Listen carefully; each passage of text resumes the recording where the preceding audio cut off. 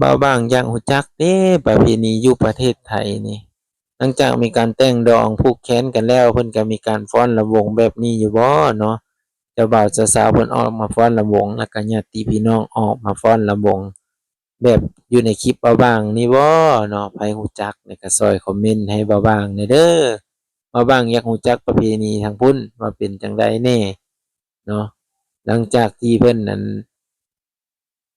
ผูกแขนอิหยังแล้วแล้วเพิ่นก็มีการสูดขวัญนำบ่เนาะอยู่ทางหมู่บ้านแห่งนี้บ่มีสูดขวัญเด้อมีแต่พากันเยิกซ่าแล้วก็ผู้เฒ่าผู้แก่มัดแขนให้เจ้าบ่าวเจ้าสาวเลยพ่อแม่พี่น้อง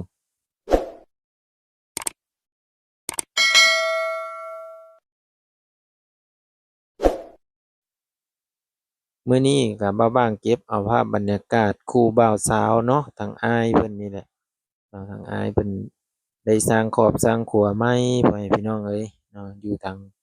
บ้านที่ว่าไกลสมโควรอยู่เนาะเพิ่นสร้างครอบสร้างครัวอยู่เมืองชนเนาะ อ้ายเพิ่นก็เป็นคนเมืองจำพรเนาะบ้านตะแล้วแล้วเพิ่นก็มาสร้างครอบสร้างครัวอยู่พี่แหละอยู่ทางเมืองสนเนาะทางไปบ้านตังหวายพ่อแม่พี่น้องเพิ่นก็มาสร้างครอบสร้างครัวอยู่พี่เนาะสร้างครอบครัวใหม่บ่บังก็ดีมกดีใจนำอ้ายเนาะก็ขอให้อ้ายเป็นครอบครัวที่อุดมสมบูรณ์ครอบครัวที่รั่งมีเนาะครอบครัวผาสุกเนาะแล้วก็ เจริญรุ่งเรืองเนาะรักกันนิรันดรสร้างครอบครัวใหม่เนาะใครที่จะอวยใจให้พรครอบครัวใหม่หรือว่าคู่รักใหม่เนาะก็คอมเมนต์มาได้แสดงความยินดีนำอ้ายเพิ่นพ่อแม่พี่น้องเว้าบ้างก็อวยพรบ่เก่งปานใดเนาะเพราะว่าบ่เคยอวยพรทางด้านที่ว่าอ่า ทางด้านอันคู่รักพ่อแม่พี่น้องเอ้ยมีแต่ว่าอยู่ดีมีแรงนั่นแหละเป็นครอบครัวใหม่ก็รักกันนานๆเนาะเอาก็เบิ่งอ้ายเพิ่นพรไปนำพ่อแม่พี่น้องเพิ่นก็พรงามๆเนาะแล้วก็ทางเจ้าสาวเพิ่นก็พรงามหลายมาว่างก็หากะมาครั้งแรกหรือว่าส่งท้ายปีเก่าต้อนรับปีใหม่ก็มาเห็นอ้ายเพิ่นนี่แหละพรเนาะ ก็ FC ผู้ใดเบิ่งแล้วก็ยิ้มไปตามก็ขอบใจเด้อพี่น้องเด้อเฮ็ดจั่งใดคือว่าแนวนั้นยิ้มไปตามแล้วเนาะเห็นเพิ่นมีครอบครัวใหม่เห็นเพิ่นสร้างครอบครัวใหม่ก็ดีใจเนาะอ้ายเพิ่นก็ฟ้อนเพิ่นก็ยิ้มไปนำเนาะบ่ว่างก็ยิ้มตามเลยพ่อแม่พี่น้องเนาะงามหลายเพิ่นฟ้อนก็ได้หลายๆคนก็มาร่วมกันพ่อแม่พี่น้องบ่ว่าจะเป็นฝ่ายอ่า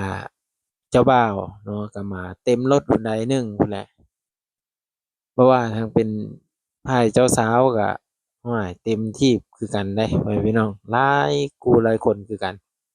หลังจากเจ้าบ่าวเจ้าสาวเพิ่นพ้รแล้วก็ห้อยขอพ่อใหญ่พรนำแหน่เด้อจักบาทหนึ่งเพิ่นว่าเอาเฮ็ดพ่อใหญ่เฮ็ดเอา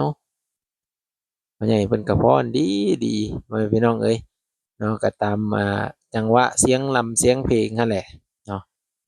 ก็ม่วนซื่นไปเนาะงานดองก็ต้องมีการสร้างสรรค์ปกติของชาวบ้านเนาะ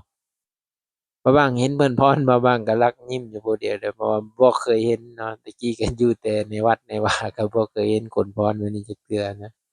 แล้วบางเห็นแล้วก็ยิ้มเลยพ่อแม่พี่น้องเนาะใครรู้สึกจั่งใดเนี่ยเนาะบางคนก็พรดีบางคนก็พรบ่เป็นเนาะก็หลายอย่างปะปนกันไปนั่นแหละ เนาะไผพรเป็นไผพรงามแหน่พ่อแม่พี่น้องบางคนอาจจะว่าเฮ้ยสิไปพรงามอิหยังเนาะม่วนก็พรไปโลดว่าซั่นถ้าคนบ่กินเหล้านี่พรบ่เป็นเด้อพี่น้องจับมือมันพรมันก็บ่พรได้อันนี้ก็เป็นอีกอย่างหนึ่งเนาะถ้าคนเมานี่บ่ให้มันพรมันก็อยากพรได้บ่รู้จักว่าเป็นนำอิหยังพ่อแม่พี่น้องบางคนให้พรก็บ่พรเนาะเพราะว่ามันยังบ่เมาถ้ามันเมาแล้วนี่โอ๊ยบ่อยากให้ว่าเลยพ่อแม่พี่น้อง ทางผู้เสื้อเขียวๆนั่นก็เป็นพ่อของเจ้าบ่าวเด้อพ่อแม่พี่น้องเนาะก็ผู้ต่อมาหั้นก็จะเป็นเฒ่าแก่ลุงตาเพิ่นเลยนี่แหละเนาะแล้วก็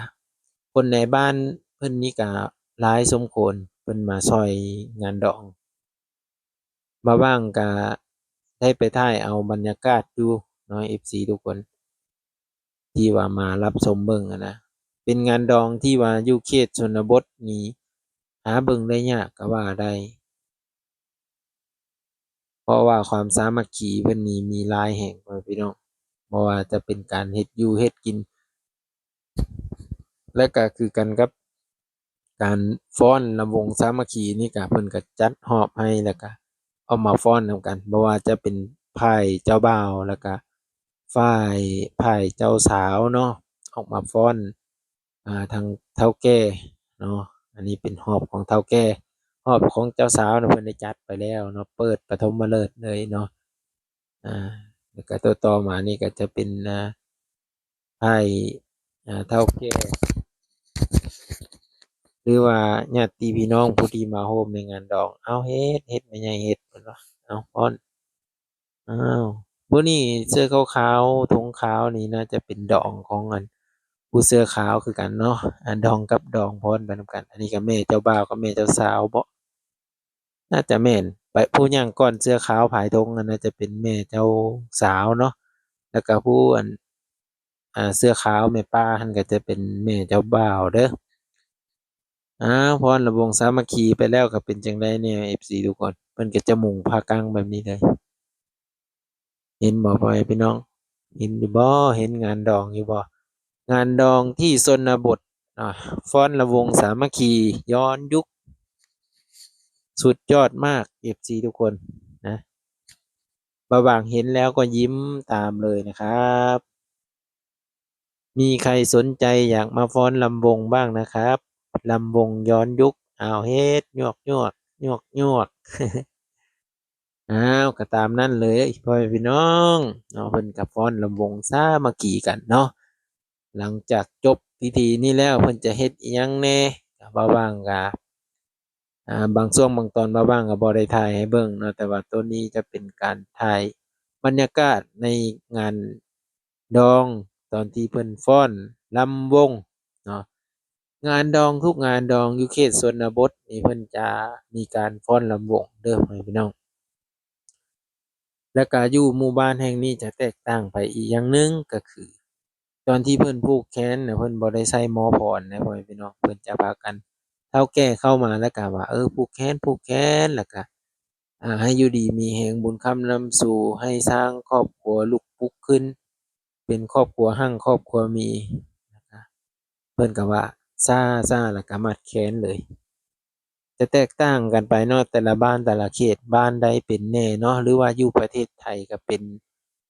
มีหมอพรมีผู้สูดขวัญคักแน่บ่มีการฟ้อนรำวงแบบนี้บ่บ่าวบ้างก็อยากรู้จักเด้เนาะช่วยบอกบ่าวบ้างช่วยคอมเมนต์ให้บ่าวบ้างฟังได้เด้อจักบาทหนึ่งเนาะก็เพื่อเป็นแลกเปลี่ยนกันเนาะประเพณีทางประเทศไทยและประเพณีทางประเทศลาว อันนี้คนที่มาเบิ่งบางคนเขาก็ยิ้มบางคนเขาก็หัวเพราะว่าเห็นหลายๆคนพ้อนบางคนก็ดีใจเนาะเห็นบ่ว่าจะเป็นผู้เฒ่าผู้หนุ่มเขาเบิ่งไปนำเขาก็ยังยิ้มยังหัวพ่อแม่พี่น้องเนาะเพราะว่าเพิ่นดีใจได้ลูกเขยทางฝ่ายเจ้าหญิงก็ทางฝ่ายเจ้าสายนี่ก็เพิ่นก็ดีใจได้ลูกไผคือกันเพิ่นก็ขอพรละวง1รอบเพิ่นว่าเขาก็ยาวจัด2รอบไปเลยทางอ้ายโกศกนี่ก็จัดรอบให้เพิ่นเนาะ อ่าบ่ว่าจะเป็นมือมิกมือผู้เปิดเพลงนี่ก็ห้วยเพิ่นก็ว่ายันเหมาแหน่ว่าซั่นกินชมเขาแหน่จักบาทหนึ่งเพิ่นก็จัดงานขึ้นมาแล้วก็พากันเปิดตู้เนาะแล้วก็มีเสียงรำเสียงเพลงคือว่าหั่นแหละวิดีโอหน้าพ้อกันใหม่เด้อ FC เด้อว่าจะเป็นจั่งใดเนาะขอบใจขอบคุณที่รับชมเบิ่งวิดีโอหน้าพ้อกันใหม่สวัสดีครับ